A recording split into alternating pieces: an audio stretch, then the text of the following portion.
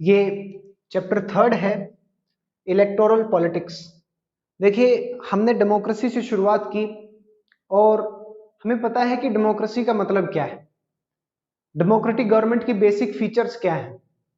और उन basic features में हमने देखा कि rulers are elected by people, और इलेक्शंस जो हैं उन इलेक्शंस की कुछ नेसेसरी कंडीशंस को भी हमने स्टडी किया कि वो इलेक्शंस कैसे होने चाहिए। इस चैप्टर में हम उन इलेक्शंस के बारे में थोड़ा और डिटेल में पढ़ेंगे।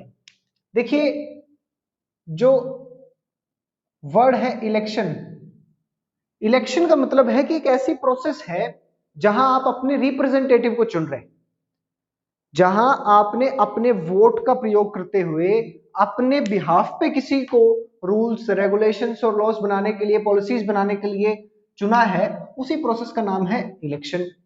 अब हम ये देखेंगे इस चैप्टर के अंदर कि इस इलेक्शन की मेरिट्स क्या है, क्या इलेक्शन जरूरी है, इसकी डीमेरिट्स क्या है, और इंडिया के कॉन्टेक्स्ट में भी हम हर चीज को पढ़ते आ रहे हैं कि कॉन्स्टिट्यूशन का मतलब देखा हमने, और फिर इंडियन कॉन्स्टिट्यूशन कैसे बना उसको देखा। इस चैप्टर में भी हम इलेक्शन को पढ़ेंगे और इंडियन इलेक्शन का जो सिस्टम है, इंडियन इलेक्टोरल सिस्टम, हम उसको भी स्टडी करेंगे।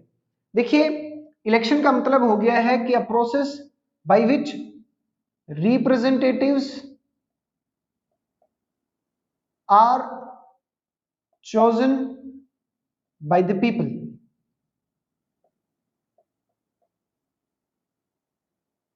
देखिए, अब वोटिंग का जो क्राइटेरिया है, यानी कि आप वोट करके और चुनेंगे, और इन जो लोगों में जो लोग इन्हें चुनेंगे उनके लिए क्या कंडीशन होनी चाहिए कि वो 18 प्लस हो, regardless of their caste class gender, कोई भी चीज है उन सबको साइड में करते हुए 18 प्लस की आपकी एज होनी चाहिए। पहले ये एज 21 थी, लेकिन 1988 के अंदर 61st अमेंडमेंट हुआ और उसने इस एज को 21 से 18 कर दिया। अब इस इलेक्शन के बारे में हम देखेंगे, और इस इलेक्शन में देखिए इलेक्शन की कौन कौन सी वो कंडीशंस हैं, ऐसा क्या है जो एक इलेक्शन और एक डेमोक्रेटिक इलेक्शन में डिफरेंस क्रिएट करता है। ऐसा क्या चीज है जो इलेक्शन और क्योंकि इलेक्शन तो नॉन डेमोक्रेटिक कंट्रीज में भी होता है, चाइना में हमने देखा इलेक्शन होता है, लेकिन क्या चाइना में डेमोक्रेसी है? मेक्सिको में भी तो 2000 तक इलेक्शन हो रहे थे, जहां पीआरआई ने अपनी जो है डर्टी ट्रिक्स को यूज किया, वहां भी पार्टीज तो और थी, लेकिन क्या वो इलेक्शन डेमोक्रेटिक थे? नहीं। तो हम ये देखेंगे कि इलेक्शन और एक डेमोक्रेटिक इलेक्शन में क्या क्या डिफरेंसेस होंगे। जो सबसे फर्स्ट डिफरेंस है वो है यूनिवर्सल अडल्ट फ्रेंचाइज, कि आप बिना किसी डिस्क्रिमिनेशन के, किसी के इकोनॉमिक या किसी की सोशल रीजन के ऊपर बिना किसी डिस्क्रिमिनेशन के, आप सभी अडल्ट यानी कि 18 प्लस के जो लोग हैं उन सभी को राइट टू वोट देंगे। क्या सभी लोगों को राइट टू वोट मिला है कि नहीं मिला है? हमने देखा कि सऊदी अरेबिया में 2015 तक औरतों को राइट टू वोट नहीं था। हमने देखा कि यूएस में 1965 से पहले ब्लैक्स के पास राइट टू वोट नहीं था। हमने देखा कि जो साउथ अफ्रीका है उसके अंदर नॉन वाइट्स के पास वोटिंग राइट नहीं थे 1994 से पहले। हमने देखा कि फिजी के अंदर जो है, यहाँ हमने यूनिवर्सल अडल्ट फ्रेंचाइज की बात की कि सब 18 प्लस वाले जो लोग हैं उनकी वन वोट वन वैल्यू, यानी कि उनको वोटिंग का राइट होना चाहिए। जो सेकंड चीज है वो है वन वोट वन वैल्यू। क्या सबके वोट की वैल्यू बराबर है? हमने देखा फिजी के केस में, हमने देखा था कि एक फिजियन के वोट की जो वैल्यू है वो वहां पर रहने वाले इंडियन के वोट से ज्यादा है। तो वन वोट वन वैल्यू का प्रिंसिपल तो वहां पे होल्ड ही नहीं कर रहा, वहां तो वो इस प्रिंसिपल में विश्वास ही नहीं दिखा रहे हैं। तो वन वोट वन वैल्यू होना चाहिए, तभी तो इक्वालिटी है। किसी के वोट की वैल्यू ज्यादा, किसी के वोट की वैल्यू कम, तो ऐसी सिचुएशन भी नहीं होनी चाहिए। तीसरा है कि रेगुलर इंटरवल पर होने चाहिए, यानी कि एक रेगुलर टाइम पीरियड होना चाहिए। ऐसा नहीं है कि आपने एक बार चुनाव करवाए और फिर अगले 50 साल तक चुनाव करवाने से मना कर दिया, ऐसा भी नहीं है। टाइम टू टाइम लोगों के पास आप इलेक्शन का ऑप्शन रखें ताकि वो बता सके कि हमें इस आदमी का रूल अच्छा लगता है, इसका नहीं लगता है, जिसका खराब लग रहा है उसको हटा सके। इसके बाद जो आता है रेगुलर इंटरवल के बाद चॉइसेस अवेलेबल होनी चाहिए। चॉइसेस एक बहुत इंपॉर्टेंट है। ऐसा तो नहीं है कि क्या एक ही पार्टी है, हमने चाइना के केस में देखा वहां इलेक्शन भी है और अडल्ट फ्रेंचाइज भी है, वन वोट वन वैल्यू भी है, लेकिन क्या वहां पे चॉइसेस अवेलेबल है? रेगुलर इंटरवल भी था लेकिन चॉइसेस नहीं है। सिंगल पार्टी नॉमिनेट करेगी, उसी आदमी को आप वोट करने जाएंगे, क्या चॉइसेस अवेलेबल है? तो चॉइसेस अवेलेबल यानी कि मल्टी पार्टी होनी चाहिए यहाँ पे। जैसे कि इंडिया के अंदर आप देखें तो आप इंडिपेंडेंट इलेक्शन भी लड़ सकते हैं, आप किसी पार्टी से भी इलेक्शन लड़ सकते हैं। तो चॉइसेस अवेलेबल होनी चाहिए, रेगुलर इंटरवल होना चाहिए, यूनिवर्सल एडल्ट फ्रेंचाइज होनी चाहिए, वन वोट वन वैल्यू हो, और क्या होना चाहिए? Free and fair, free and fair हो। यानी कि जो है इलेक्शन के अंदर कोई मेल प्रैक्टिसेस ना हो, कोई डर्टी ट्रिक्स का यूज ना किया जाए, पैसे के दम पे वोट खरीद लिया या किसी एक को सिस्टम फेवर कर दे, ऐसा भी नहीं होना चाहिए। तो सबके पास फ्री और फेयर इलेक्शन हो, प्लस में पीपल्स चॉइस शुड विन। यानी कि आप लोगों ने जिसे चुना है, ऐसा तो नहीं है कि आपने यहां पर वोटिंग किसी के फेवर में की लेकिन गवर्नमेंट ने किसी और को जितवा दिया, ऐसी सिचुएशन भी नहीं रहनी चाहिए। यानी कि लोगों ने जिसे चुना है वही जीते, फ्री और फेयर इलेक्शन रहे, किसी के लिए पार्शियल ना हो जाए, यानी कि इम्पार्शियलिटी मेंटेन रहे, चॉइसेस अवेलेबल रहे, यूनिवर्सल एडल्ट फ्रेंचाइज। यानी कि ये 6 चीजें जो है वो डेमोक्रेटिक इलेक्शन की निशानी है।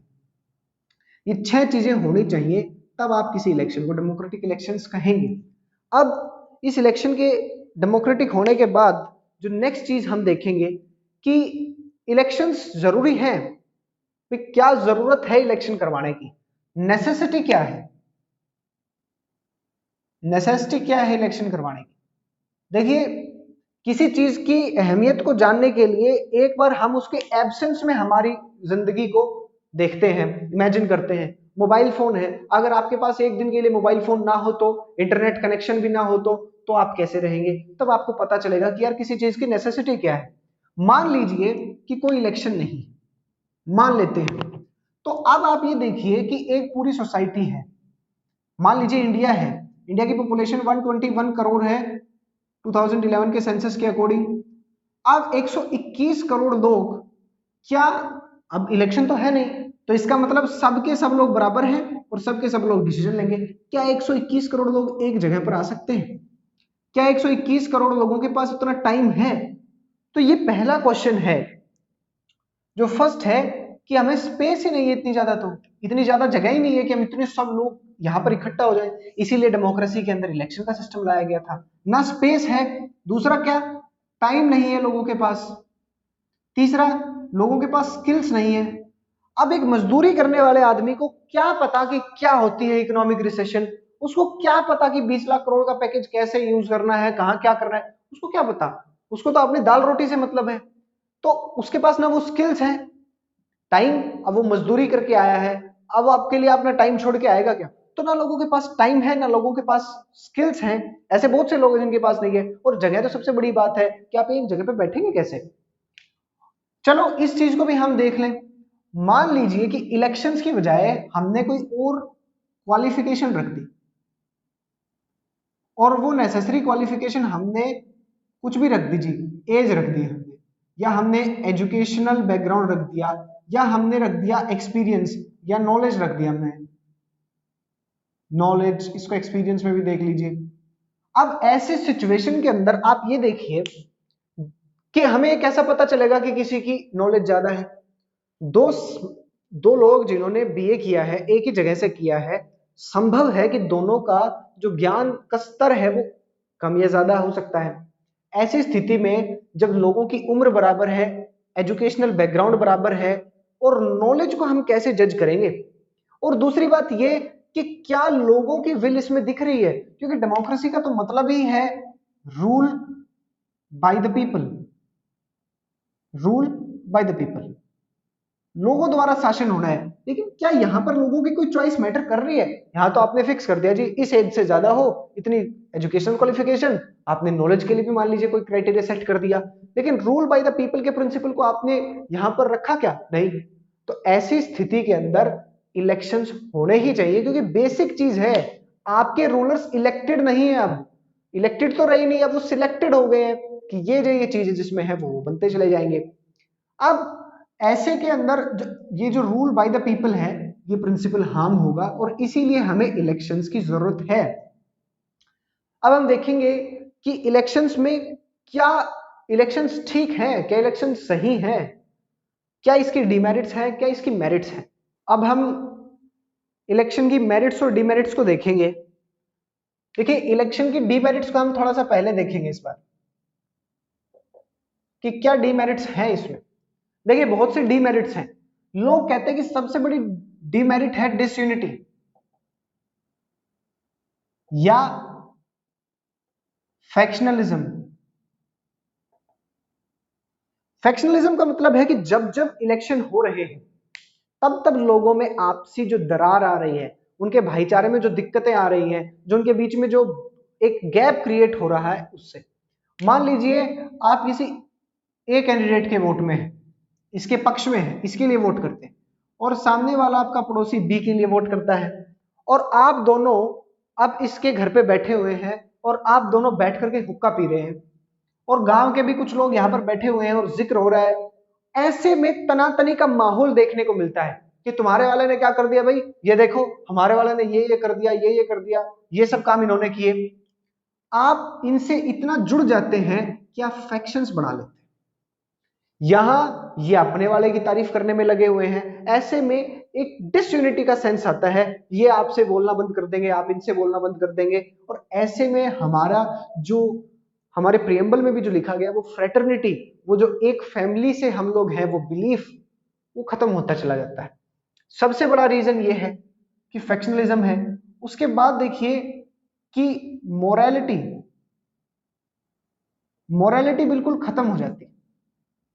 मोरालिटी के लिए कोई जगह नहीं है, क्योंकि जब एलिगेशंस ऐसे ऐसे एलिगेशंस लगाए जाते हैं कि किसी के व्यक्तिगत जीवन के ऊपर कटाक्ष करना, किसी के बारे में कुछ बोल देना, किसी के बारे में कुछ बोल देना, अपनी उम्र से बड़े जो लीडर्स आपके सामने हैं उनके प्रति एक सम्मान की भावना ना रहना, पूर्ण रूप से मोरालिटी का नाश हो जाता है इसमें। इसके बाद एक और बड़ी चीज आती है, वो है डर्टी पॉलिटिक्स। देखिए, डर्टी पॉलिटिक्स जो है, ऐसी स्थिति के अंदर क्या होता है कि अपने आप को जिताने के लिए जो रूलिंग पार्टी है वो हो सकता है कि लोगों को पैसे दे, या हो सकता है कि एक आदमी बहुत ज्यादा डोमिनेटिंग है किसी एक जगह पे, वो अपनी मसल पावर का यूज करे, अपनी मनी पावर का यूज करे, लोगों को ब्राइब करे, लोगों को डराए धमकाए, अपने लिए वोट करवाए, या हो सकता है कि किसी लीडर का फेक कोई चीज उसके ऊपर निकाल दी जाए, फेक न्यूज स्प्रेड कर दी जाए। तो ऐसे में भी बहुत सारी डर्टी पॉलिटिक्स हमें देखने को मिलती है, इससे भी हमारा बहुत ज्यादा नुकसान है। फोर्थ जो है वो है हमारा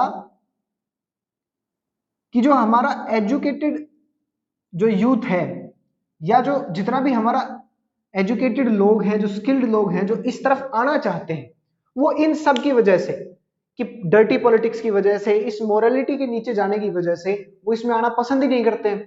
वो चाहते हैं इससे दूर रहे कि यार, आपने भी सुना होगा कि पॉलिटिक्स बड़ी गंदी चीज है, हमें पॉलिटिक्स से दूर रहना चाहिए। एक और मेजर जो रीजन है वो है मनी, कि पैसा बहुत ज्यादा लग रहा है। जैसे 2014 के इलेक्शन की डेटा की बात करें, सरकार के जो खर्चे हैं, जो सरकार ने खर्चा किया वो था 3500 करोड़, यानी कि और जो गवर्नमेंट प्लस पार्टीज को मिला दिया जाए तब जो खर्चा आया वो था जी 30,000 करोड़। अब आप देखिए, यानी कि पर पर्सन यहां पर 500 रुपीज लग रहे हैं और यहां 40 रुपीज पर पर्सन लग रहे हैं। एक आदमी के ऊपर इतना खर्चा आ रहा है, जबकि हमने 2010 में जब कॉमनवेल्थ गेम्स करवाए तो उसकी कॉस्ट 20,000 करोड़ रुपए थी। हमने 2005 में फ्रांस से 6 सबमरीन्स खरीदी और उन सबमरीन्स में यानी कि एक की कॉस्ट 3,000 करोड़ रुपीज थी, यानी कि 6 सबमरीन 18,000 करोड़, और हमारे एक इलेक्शन का खर्चा 30,000 करोड़। जबकि ये खर्चा और बढ़ता जा रहा है, बढ़ता जा रहा है।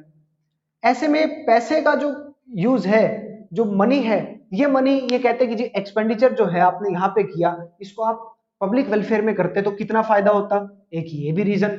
तो ये डीमेरिट्स इसकी दिखाई कि डिसयूनिटी है, फैक्शनलिज्म है, मोरालिटी बिल्कुल लो हो जाती है, डर्टी पॉलिटिक्स आती है। जो हमारा एजुकेटेड यूथ है वो इन सब चीजों की वजह से इससे दूर रहता है, जो रियल में चेंज कर सकता है मनी का यूज। अब हम देखेंगे कि इसके फेवर में कौन कौन से आर्गुमेंट्स हैं, ऐसी क्या मेरिट्स इसके अंदर। अब हम बात करेंगे इसकी मेरिट्स की। देखिए मेरिट्स की बात की जाए तो सबसे बड़ी मेरिट जो है वो है कि स्पेस, टाइम लोगों का बचता है। जहां सभी लोगों को एक जगह इकट्ठा होने की जरूरत थी, जहां सभी लोगों को अपना समय देने की जरूरत थी, जहां सभी लोगों को उस पर्टिकुलर चीज के ऊपर पढ़ने की जरूरत थी, अच्छा इसके क्या बेनिफिट हैं, क्या इसके नुकसान होने वाले हैं, इसकी बजाय कुछ ही लोगों ने निर्णय ले लिया। साथ ही साथ एक बात और देखी जाए कि अगर मान लीजिए आपने कहा कि मेन जो है वो है उनका करियर, उनका पॉलिटिकल करियर उनके लिए मायने रखता है, उनके लिए केवल अपना राजनीतिक भविष्य सिक्योर करना मायने रखता है। चलिए इस बात को भी मान लिया जाए, अगर अगर उनके लिए अपना राजनीतिक भविष्य मायने रखता है तो उन्हें ये बात पता है कि अगर उन्होंने पब्लिक वेलफेयर नहीं किया, जनता का भला नहीं किया उन्होंने, तो डेफिनेट सी बात है कि जनता उन्हें बाहर का रास्ता दिखा देगी नेक्स्ट इलेक्शन में। जिस देश में sitting prime minister Indira Gandhi ji चुनाव हार सकती है, तो कोई भी हार सकता है, क्योंकि डेमोक्रेसी है, फ्री एंड फेयर इलेक्शंस है। तो पब्लिक वेल हर इंसान इंसेंटिवाइज होता है अपने फ्यूचर को लेकर के। अब एक डॉक्टर है, उसको ये दिखेगा कि उसका कोई फ्यूचर में अच्छा स्कोप है, इसीलिए वो पढ़ाई करता है, बहुत अच्छे परफॉर्मेंस देता है। इसलिए यहां पर भी देखें तो अपने पॉलिटिकल करियर को लेकर के इनमें एक इंसेंटिव रहता है कि हाँ यार ऊपर तक जाना है, अगर प्रधानमंत्री बनना है तो लोगों के सामने छवि बहुत अच्छी बनानी चाहिए। तो उन्हें पता है कि लोगों के काम नहीं किए, जन सेवा नहीं की, तो जनता अगले इलेक्शन में आपको बाहर का रास्ता दिखा देगी। ऐसे में चाहे वो भले ही इससे हैं, वो अपनी पॉलिटिक्स चमकाना चाह रहे हैं, अपना करियर चमकाना चाह रहे हैं, लेकिन एट लास्ट भला तो पब्लिक का ही हो रहा है। एट लास्ट जो बेनिफिशरीज हैं वो तो जनरल पब्लिक है, उनको फायदा हो रहा है। तो हमें इस बात को भी ध्यान में रखना है, इसकी मेरिट्स हैं उसकी डीमेरिट्स हैं। और इसके कंक्लूजन में जब आप लिखेंगे, काफी बार क्वेश्चन आता है कि आपके अकॉर्डिंग इलेक्शन सही है या गलत है, तो आप मेरिट्स भी लिखें डीमेरिट्स भी लिखें, लेकिन कंक्लूजन में आप लिखेंगे कि हाँ इलेक्शंस जरूरी हैं, बशर्ते कि उनकी डीमेरिट्स को कम कर दिया जाए, बशर्ते कि उनकी डीमेरिट्स जो ऊपर बता दी गई हैं और उसको शॉर्ट में लिखें आप, ऐसे करके शॉर्ट्स में। फर्स्ट आप जैसे कि लिख देंगे कि वहां पर जो है डर्टी पॉलिटिक्स है, तो डर्टी पॉलिटिक्स नहीं होनी चाहिए। आपने देखा वहां पर जो मोरालिटी है वो लो हो जाती है, वो नहीं होनी चाहिए। आपने वहां पर देखा कि एक्सेसिव मनी का यूज हो रहा है, वो नहीं होना चाहिए। इन सब चीजों को हमें ध्यान में रखना है। तो ये हमारा क्वेश्चन जो बनेगा मेरिट्स डिमेरिट्स पे नहीं बनेगा, ये कंक्लूजन बेस पे बनेगा। अब इलेक्शन के इस सिस्टम को देखने के बाद हमें देखना है कि हमारा सिस्टम कैसा है भाई, इंडिया का सिस्टम कैसा है, इंडिया के सिस्टम को फॉलो कर। अब हम देखेंगे इंडियन इलेक्टोरल सिस्टम को। देखिए जो इंडियन इलेक्टोरल सिस्टम है, हम इसमें तीन चीजों को पढ़ेंगे कि ऊपर से नीचे तक कैसा है, क्योंकि इंडिया में पावर डिवाइडेड है। देखिए इंडिया में फेडरलिज्म को अपनाया गया है, और थोड़ा सा हम इसके बारे में देख लेते हैं। फेडरलिज्म का मतलब है कि एक से ज्यादा पावर जो है, पावर होल्डर्स है, एक से ज्यादा लेवल ऑफ गवर्नमेंट है। यानी कि सारी की सारी पावर सेंटर के हाथ में नहीं है, बल्कि उसकी अलग अलग कॉन्स्टिट्यूएंट यूनिट्स जो है, जिनको आप स्टेट्स बोलते हैं, प्रोविंसेस बोलते हैं, उनके पास डिवाइडेड है। प्लस में हमारे यहाँ पे 73rd और 74th कॉन्स्टिट्यूशनल अमेंडमेंट हुए, और उनके बाद क्या हुआ कि स्टेट से पावर कुछ लेकर के और लोकल बॉडी गवर्नमेंट को दे दी गई, जो रूरल और अर्बन एरिया में अलग अलग है। हम देखेंगे कि उनमें सब में इलेक्शन का सिस्टम कैसा है। देखिए जो सेंटर के लेवल के ऊपर की हम बात करें, हम देखेंगे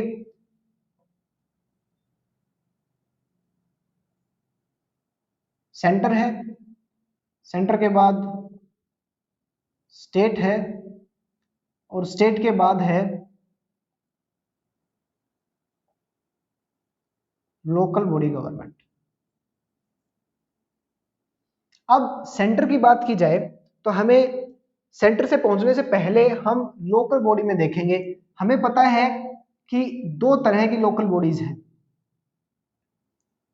रूरल और अर्बन।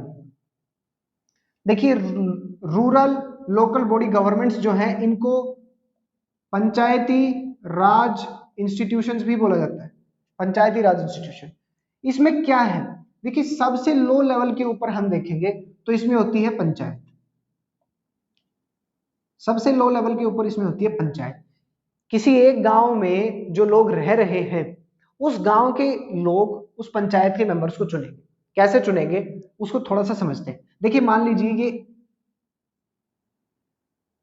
ए विलेज है, सिंप्लिसिटी के लिए मैं इसकी पॉपुलेशन को 500 मान लेता हूं कि 500 इसकी पॉपुलेशन है। इस ए विलेज को सबसे पहले वार्ड्स में बांटा जाएगा, यानी कि जैसे हमारे देश को कॉन्स्टिट्यूएंसीज में बांटा जाता है ऐसे इस गांव को वार्ड्स में बांटा जाएगा। और मान लेते हैं कि 5 वार्ड्स बना दिए। अब ये 5 वार्ड इसके अंदर, ये 1 2 3 और ये मान लीजिए 5 वार्ड्स इसके अंदर बना दिए गए। और इस वार्ड का नाम है बी, इसका नाम है सी, इसका नाम है डी, इसका नाम है ई, इसका नाम है एफ। और ये सुनिश्चित करने की कोशिश की जाती है कि अब इनमें वो रहे कि इक्वलिटी रहे, इक्वल पॉपुलेशन को ये रिप्रेजेंट करे एक व्यक्ति। और हम मान लेते हैं कि इसमें इक्वल पॉपुलेशन यानी कि हर एक जगह 100 लोग रहते हैं। ठीक है जी। अब एक छोटी सी बात और कि जो इंडिया के अंदर जो सेंटर और स्टेट के जो इलेक्शंस होंगे, सेंटर और स्टेट के इलेक्शन जो होंगे वो करवाएगा इलेक्शन कमीशन ऑफ इंडिया।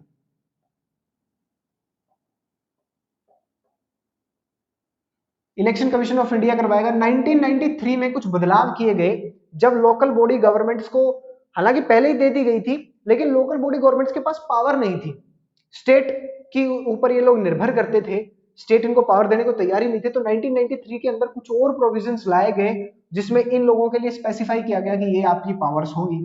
तब एक डिसीजन लिया गया, state election commission. State election commission की स्थापना उस समय की गई, हर स्टेट के अंदर इलेक्शन कमीशन होगा। इस इलेक्शन कमीशन की ड्यूटी है लोकल बॉडी गवर्नमेंट्स के अंदर रूरल और अर्बन लेवल के ऊपर काम करेगा, इलेक्शन करवाएगा। अब ए जो है, ये जो विलेज जो है, इस विलेज में 500 लोग हैं। यहां सबसे पहले वार्ड मेंबर्स चुने जाएंगे। मान लीजिए 1 अगस्त 2021 को इस गांव में चुनाव है। 1 अगस्त 2021 को चुनाव है, इस गांव के लोग क्या करेंगे? सबसे पहले सरपंच के, मान लेते हैं कि एक व्यक्ति है जिसका नाम है रमेश, एक है सुरेश और एक है राम। ये 3 लोग खड़े हैं। अब इन 3 लोगों ने सरपंच के लिए अपना इलेक्शन वो किया है कि हम सरपंच के दावेदार हैं। गांव के सभी 18+ वोटर्स इसमें वोटिंग करें और फिर हम सिंप्लिसिटी के लिए मान लेते हैं कि ये सभी के सभी 18+ है। याद रखिएगा सारे गांव के सभी लोग वोट नहीं डालते हैं, जो लोग 18+ है या 18 है वही वोट डालेंगे, क्योंकि यूनिवर्सल अडल्ट फ्रेंचाइज में 18 और 18 से अधिक की उम्र के लोगों के पास ही जो है मतदान का अधिकार है। अब ये तो हमने सिंप्लिसिटी के लिए मान लिया कि 500 के 500 लोग वयस्क हैं, अडल्ट हैं और वोटिंग कर सकते हैं। अब इन 3 लोगों का सबसे पहले निर्णय होगा, गांव के लोग उस गांव के जो है गवर्नमेंट स्कूल के अंदर जाएंगे। गवर्नमेंट स्कूल के अंदर वो जाएंगे और गवर्नमेंट स्कूल में एक कमरा होगा, उस कमरे के अंदर स्टेट इलेक्शन कमीशन के ऑफिसर्स होंगे। आप वहां जाएंगे, आप अपना वो लेकर के जाएंगे कि ये मेरा वो राशन कार्ड या कोई भी चीज आप यहाँ पर लेके जाएंगे। हालांकि अब तो जो है फोटो आईडी कार्ड बनने लग गए हैं, इलेक्शन फोटो आइडेंटिटी कार्ड बनने लग गए हैं, कंपलसरी नहीं है वो ले जाना, आप कोई और भी प्रूफ ले जा सकते हैं। उसकी डिटेल्स होगी वो मैच करेंगे। यहां पर इसके एक रूम में उसको सेटअप किया जाएगा, उस रूम में एजेंट्स होंगे, इन सभी लोगों के एजेंट्स वहां बैठे होंगे। वे सुनिश्चित करेंगे कि वोटिंग फ्री एंड फेयर तो है, कहीं दूसरे के लोग जबरदस्ती तो वोट नहीं डलवा रहे हैं, कहीं कोई और गलत चीज तो यहां पर फॉलो नहीं की जा रही है, फॉल्स वोटिंग तो नहीं हो रही है। वहां एजेंट्स हैं, बाहर सिक्योरिटी भी है। अब सब लोग अंदर जाएंगे और सरपंच के लिए जब वोट डालेंगे तो एक बैलेट पेपर, बैलेट पेपर के ऊपर नाम, इनका चुनाव चिन्ह वो अंकित है और आप उसके ऊपर स्टैंप लगाएंगे और एक बॉक्स होगा जिसका नाम है बैलेट बॉक्स, उस बॉक्स के अंदर उसको डाल देंगे। यानी कि ballot paper, the paper containing the names and the election symbols of the candidates, that is known as ballot paper. Ballot box में आपने डाल दिया। कुछ समय बाद वहां पर जब वोटिंग खत्म हो चुकी होगी फिर काउंटिंग की जाएगी। अब काउंटिंग की जाएगी तो इन तीन लोगों में से एक विजेता होगा। अब वो कौन होगा? जो इंडिया का सिस्टम है, इंडिया के अंदर जो इलेक्शन का सिस्टम है, ये हालांकि 11th में आएगा, छोटा सा आप समझ लें।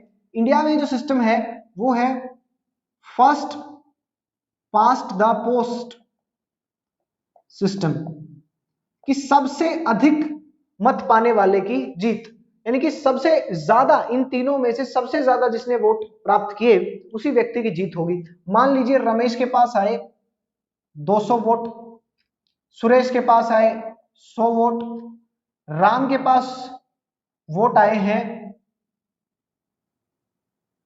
इसको 150 कर लेंगे 150, और इसके पास भी 150 आए, 150 वोट आए हैं, इसके पास 200 वोट आए। अब जैसे ही 200 वोट आए इसके, तो ये जीत गया और सभी से ज्यादा है। जबकि एक और सिस्टम ऑफ रिप्रेजेंटेशन होता है जिसका नाम है प्रोपोर्शनल रिप्रेजेंटेशन सिस्टम, यानी कि अनुपातिक प्रतिनिधित्व प्रणाली। इसमें क्या है? ये कहता है कि जी जो वोटर्स हैं उनका 50% प्लस 1, 50% प्लस 1, यानी कि वोटिंग टोटल किसने की? 500 लोगों ने वोटिंग की, 500 लोगों ने वोटिंग की, जीतने वाले के पास 251 वोट होने चाहिए। अगर 251 वोट नहीं है, अब देखिए वो क्या कह रहे हैं, वो कह रहे हैं कि जी रमेश है, रमेश को 200 वोट तो मिल गए, ये इसके फेवर में वोट है और ये इसके अगेंस्ट में। भाई 200 ने इसको पसंद किया लेकिन 300 ने डिसलाइक भी तो किया। सुरेश की बात की जाए, 150 ने इसको पसंद किया और इसको डिसलाइक कितने ने किया? 350 ने इसको डिसलाइक किया। वहीं राम की बात की जाए तो 150 और 350 यहीं पे सेम होगा। अब वो कहते हैं कि फर्स्ट राउंड में अगर किसी के 251 वोट आ गए तो ठीक, वरना जो सबसे नीचे वाला है, सबसे नीचे वाले से मतलब होता है कि वो व्यक्ति जिसको सबसे अधिक लोगों ने नेगेटिव वोट दिया, बहुत कम लोग उसको चाहते हैं कि आदमी जीते, उस आदमी के वोट्स इस पहले वाले के पास चले जाएंगे, ट्रांसफर हो जाएंगे वोट, लास्ट वाले के वोट फर्स्ट वाले के पास चले जाएंगे। अब ऐसे में तो 50-50। अब मान लीजिए इसका जो है 151 और 149 और 351, ऐसे में राम के वोट 149 है, इसके 151 है, इसके 200 है। लेकिन अगेंस्ट में देखें तो राम जो है उसके पास 351 वोट हैं। अगेंस्ट में 351 लोग कहते हैं कि ये नहीं बढ़ना चाहिए। अब इसके ये जो वोट हैं ये यहां आ जाएंगे और तब राम को रमेश को जीता हुआ माना जाएगा, वरना सेकंड राउंड में फिर आएगा और फिर लास्ट के वोट फर्स्ट को जुड़ जाएंगे। ऐसे करके ये प्रोपोर्शनल रिप्रेजेंटेशन का सिस्टम है। लेकिन इंडिया के अंदर first pass the post system, local level पे भी, स्टेट के लेवल पे भी, सेंटर के लेवल लोकसभा के अंदर है। अब इसमें क्या है, आपने सरपंच को चुना, अब वार्ड मेंबर्स की बारी आई। अब बी वार्ड के 100 लोग वोट करने जाएंगे। जब बी वार्ड में मान लीजिए दो आदमी खड़े हैं और एक का नाम है दिनेश और एक का नाम है मुकेश, ये दो लोग यहाँ पे खड़े हैं। अब 100 लोगों की, जब ये 100 लोग वोटिंग करने के लिए जाएंगे तो दिनेश को 60 वोट मिले, मुकेश को 40 वोट मिले, 60 वोट वाला जीत जाएगा। आमतौर पर ऐसा होता है कि कंसेंसस होता है, आमतौर पर देखने को मिलता है कि वार्ड मेंबर्स के लिए गांव में इतनी ज्यादा रसाकसी नहीं रहती, एक ही व्यक्ति को चुन लिया जाता है, वही एक अकेला नामांकन भरता है और वही जीत जाता है। ये रूरल लेवल के ऊपर होता है। सेम टू सेम एग्जैक्टली ये का ये होता है वार्ड के लिए, कहां पे? म्युनिसिपैलिटीज में। और वहां सरपंच नहीं होता, वहां कौन होता है? वहां या तो चेयरमैन होता है, अगर म्युनिसिपैलिटी मतलब होता है जो छोटे शहर होते हैं। जो बड़े शहर है उसके अंदर मेयर होता है, उसको म्युनिसिपल कॉर्पोरेशन बोला जाता है। म्युनिसिपल कॉर्पोरेशन में मेयर है, उसके लिए यानी कि इसी की तरह है वो, वहां पर भी शहर वार्ड्स में बांटा जाएगा, वार्ड नंबर 13, 14, 15, 16 आपने सुना है। वहां पर वार्ड्स में वोटिंग होगी, वो वार्ड के लोग जीतेंगे और मेयर के लिए वोटिंग होगी या चेयरपर्सन के लिए वोटिंग होगी। सेम टू सेम, यानी कि अर्बन लेवल के ऊपर म्युनिसिपल कमेटी, जिसको म्युनिसिपल काउंसिल भी बोला जाता है, या म्युनिसिपल कॉरपोरेशन, यहां हेड है चेयरमैन और यहां हेड है मेयर। अब पंचायत क्या हो गई? पंचायत हो गई the body of elected ward members in a village. The body of elected ward members in a village with one person as its president. एक आदमी इसका प्रेसिडेंट होगा। और वो प्रेसिडेंट कौन होगा? वो प्रेसिडेंट होगा सरपंच। वो सरपंच आपका प्रेसिडेंट होगा। तो इस तरह से आपने ये गांव के अंदर चुनाव होंगे, ऐसे ही सेम म्युनिसिपैलिटी के अंदर होंगे। अब नेक्स्ट लेवल के ऊपर हम इसको देखेंगे। अब यहां पर फर्स्ट लेवल हो गया जी पंचायत, म्युनिसिपल कमेटी या म्युनिसिपल कॉर्पोरेशन। यहां पर तो इतना ही चलेगा। यहां पर फिर क्या है कि जी पंचायत है वो एक गांव की भी हो सकती है, कभी कभी बहुत छोटे छोटे गांव होते हैं तो 2-3 गांव को मिलाकर एक पंचायत बना दी जाती है। पंचायत के बाद जो नेक्स्ट लेवल आता है, हालांकि अपवर्ड चलना चाहिए, पंचायत के बाद जो नेक्स्ट लेवल आएगा वो नेक्स्ट लेवल होगा ब्लॉक। ब्लॉक या जिसको मंडल या जिसको पंचायत समिति बोला जाता है। देखिए क्लास 10th में एग्जैक्टली पूरा का पूरा ये एक चैप्टर है, आपके यहाँ थोड़े से पोर्शन में आपको क्लियर हो जाएगा। उस चैप्टर में आपको ज्यादा माथापच्ची नहीं करनी पड़ेगी, तो इसको ध्यान से देखिए एक बार। ब्लॉक, मंडल और पंचायत समिति। पंचायत के इलेक्टेड पंचायत, मान लीजिए 50 पंचायत हैं, हर पंचायत के 5 सदस्य हैं और एक सरपंच है, तो ये कितने हो गए? 250 प्लस 50, कुल मिलाकर के 300 सदस्य हो गए। ये 300 सदस्य मिलकर के ब्लॉक के मेंबर्स का या मंडल के मेंबर्स का नियुक्ति करेंगे। उसके बाद इससे जो नेक्स्ट लेवल है वो है जी जिला परिषद। जिला परिषद के अंदर मेंबर सिलेक्टेड होते हैं यहां से भी, प्लस में इस वहां का एमपी, यानी कि जो एमपी होता है, जो एक कॉन्स्टिट्यूएंट स्टेट के लेवल के ऊपर एमएलए होंगे, यहाँ एमपी होंगे, तो एमएलए और एमपी भी जिला परिषद के मेंबर्स होते हैं। इसका जो चेयरपर्सन होता है वो होता है जिला पार्षद। जिला पार्षद। अब अगर डायग्राम से अब इसको फाइनलाइज करेंगे तो एक छोटा सा डायग्राम बनेगा और वो डायग्राम कुछ इस तरह दिखेगा। कुछ इस तरह से दिखेगा कि यहां पर सबसे ऊपर है जी जिला परिषद, जिले के लेवल तक ही है ये सिर्फ जिला परिषद। जिला परिषद के नीचे rural side, rural urban. Rural side में क्या है? सबसे ऊपर है ब्लॉक, मंडल या पंचायत समिति, और सबसे नीचे वाले लेवल के ऊपर है पंचायत। अर्बन के लिए है जी म्युनिसिपल कमेटी और म्युनिसिपल कॉर्पोरेशन। ठीक है, ये सिंपल सा आपको समझ में आ गया कि लोकल लेवल के ऊपर इलेक्शन को इस तरह से किया जाएगा। स्टेट के लेवल की बात की जाए तो स्टेट में लेजिस्लेचर होता है, और वो लेजिस्लेचर 2 तरह का हो सकता है। देखिए लेजिस्लेचर 2 तरह के होते हैं, एक होता है यूनिकैमरल, एक होता है बाइकैमरल। यूनिकैमरल, यूनिकैमरल का मतलब होता है कि 1 हाउस ऑफ लेजिस्लेचर, एक हाउस है जिसमें, वो है यूनिकैमरल। और बाइकैमरल 2 हाउसेस। इंडिया का जो पार्लियामेंट है वो बाइकैमरलिज्म का एग्जांपल है, क्योंकि 2 हाउसेस है, राज्यसभा, लोकसभा। कई स्टेट में लेजिस्लेचर भी है, ये जो लेजिस्लेचर है वो यूनिकैमरल भी है, कई में बाइकैमरल भी है। यूपी में बाइकैमरल है। बाइकैमरल में कैसे डिवीजन होगा? बाइकैमरल के अंदर होता है, एक होती है असेंबली, लेजिस्लेटिव असेंबली, और एक होती है लेजिस्लेटिव काउंसिल। इसके मेंबर्स को बोला जाएगा MLC, member of legislative council, और इसके मेंबर्स को बोला जाएगा मेंबर ऑफ लेजिस्लेटिव असेंबली। इस असेंबली में किस तरह से इलेक्शन होंगे, इसका एक एग्जांपल दिया गया है। किस तरह से इलेक्शन होंगे कि आपके पूरे के पूरे स्टेट को डिवाइड कर दिया जाएगा असेंबली कॉन्स्टिट्यूएंसी, यानी कि उस क्षेत्र के वो वोटर्स जो उस पर्टिकुलर रिप्रेजेंटेटिव को चुनने के लिए वोट करेंगे। असेंबली कॉन्स्टिट्यूएंसीज में डिवाइड कर दिया जाएगा। जैसे हरियाणा का एग्जांपल आपकी बुक में दिया भी गया है, और हरियाणा के अंदर 90 सीटें हैं एमएलए की। हरियाणा में 90 सीटें हैं, 90 सीटें बना दी जाएंगी, डिवाइड कर दी जाएंगी, उन 90 सीटों के ऊपर एक व्यक्ति जो है, हर पार्टी इलेक्शन कॉन्टेस्ट करेगी। हर व्यक्ति अपना जो भी चाहता है कि मैं इलेक्शन लड़ना चाहता हूं, वो अपना नॉमिनेशन भरेगा क्वालिफिकेशंस को पूरा करते हुए।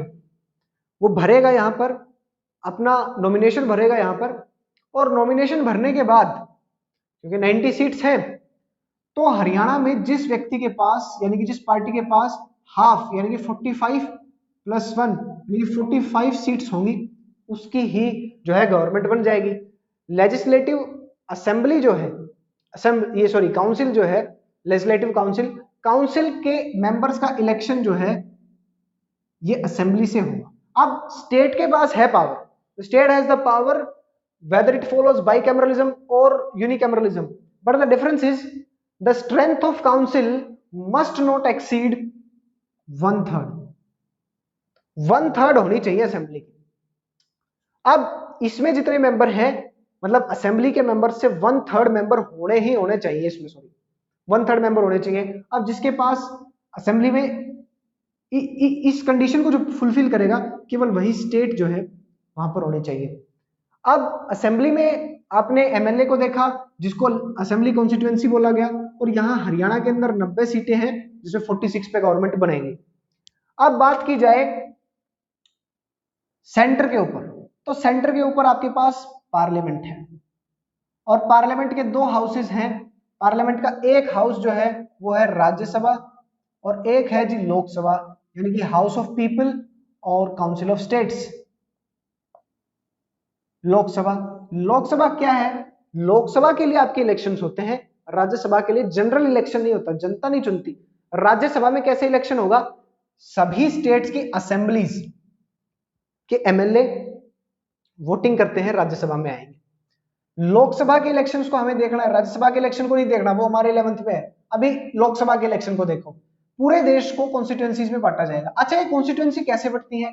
एक चीज होती है डेलिमिटेशन, यानी कि drawing up of the boundaries of constituency. ये देख करके और डिफरेंट कॉन्स्टिट्यूएंसीज को बनाया जाता है, पॉपुलेशन को ध्यान में रखा जाता है, क्योंकि जो हमारी कैबिनेट मिशन प्लान थी उसने भी यही सजेस्ट किया कि 10 लाख के ऊपर एक रिप्रेजेंटेटिव हो। कोशिश की जाती है कि 10 लाख पे 1 हो, लेकिन ऐसा काफी बार अभी इंडिया में नहीं हो रहा है, इसलिए डेलिमिटेशन की बात बार बार चल रही है। अब कॉन्स्टिट्यूएंसी में बांटा गया इंडिया, 543 कॉन्स्टिट्यूएंसीज में इंडिया को डिवाइड किया गया। 543 कॉन्स्टिट्यूएंसीज के ऊपर इलेक्शन होगा, और अगर 543 पे एक साथ हो रहा है, that is known as general election. मान लीजिए किसी व्यक्ति की डेथ हो गई, जो एमपी है उसकी डेथ हो गई, या उन्होंने रिजाइन कर दिया, और एक सीट पे इलेक्शन हुआ, that is known as by election. वो बाई इलेक्शन। इस तरह से यहां पर पूरा इलेक्शन का प्रोसेस है कि ये लेवल्स के ऊपर इलेक्शन हो गई। ये इलेक्शन कमीशन करवाएगा, ये स्टेट इलेक्शन कमीशन करवाएगा। अब हम देखेंगे कि इसमें और क्या क्या चीजें हैं इलेक्शन, यानी कि इंडियन इलेक्टोरल सिस्टम में, जो हमें देखनी चाहिए।